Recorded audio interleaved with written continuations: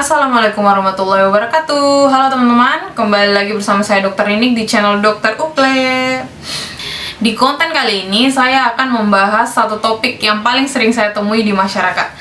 Biasanya pasien tuh datang dengan keluhan darah tinggi, terus mereka suka bingung, mereka tuh mau makan apa? Dok, kira-kira makanan apa ya yang harus saya hindari, terus makanan apa yang harus saya makan supaya membantu tekanan darah saya ini bisa normal, dok? Ada metode diet yang namanya metode diet DASH diet. DASH diet itu kepanjangannya adalah Dietary Approaches to Stop Hypertension. Jadi DASH ini merupakan satu metode diet yang dikhususkan untuk orang-orang dengan hipertensi. Jadi DASH ini diharapkan mampu untuk membantu, mengobati, menurunkan, dan mencegah terjadinya peningkatan tekanan darah untuk pasien-pasien dengan hipertensi. Nah, teman-teman, dalam metode DASH ini ada aturan yang paling sederhana yang harus diikuti, yaitu mengurangi jumlah natrium yang dikonsumsi. Nah, natrium itu apa, teman-teman? Natrium itu adalah garam. Garam biasanya tuh kalau soal garam nih ya, pasien tuh datang, "Dok, saya udah kurangin garam, makanan saya tuh bahkan tawar rasanya, nggak pakai garam kalau saya masak." Tapi kita sering lupa bahwa garam tuh bukan dalam bentuk garam tok gitu, bukan hanya itu, tapi kandungan natrium juga tersedia pada makanan-makanan kemasan, minuman-minuman kaleng, itu justru kandungan natriumnya tuh sangat tinggi. Jadi perlu diingat bahwa kita harus tahu pada saat kita berbelanja makanan, kita perhatikan di tabel angka kecukupan gizinya itu, kita bisa lihat kadar natriumnya di situ. Untuk kadar natrium sendiri yang diharapkan bisa dikonsumsi oleh pasien yang menjalani diet DASH itu hanya sebanyak 1500 mg atau setara 2-3 sendok teh. Jadi bisa dibayangkan selama kita makan makanan yang banyak sekali mengandung natrium ya, walaupun kita menganggap bahwa rasanya dari lidah kita tidak merasa itu asin, tapi sebenarnya kandungannya itu sudah masuk banyak.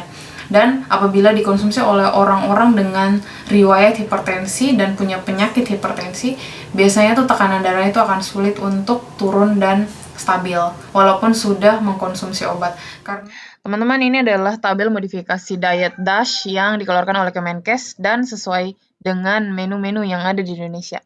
Misalnya nih, kalau biji-bijian nih atau serealia utuh, beras atau gandum, itu kita boleh makan 7-8 porsi per hari. Untuk ukuran rumah tangganya teman-teman bisa lihat di ukuran rumah tangga itu.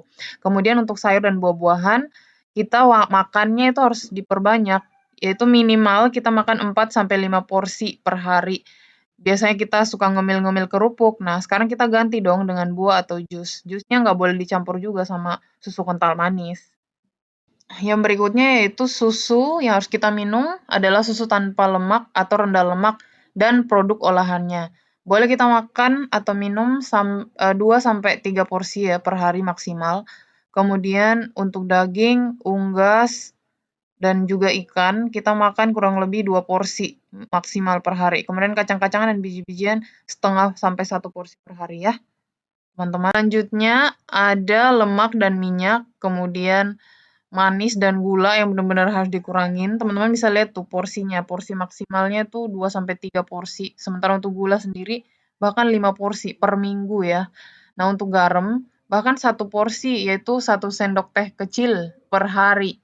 Walaupun memang agak sulit ya awalnya, tapi kita harus bisa untuk mengubah pola hidup kita mulai dari pola makan dulu.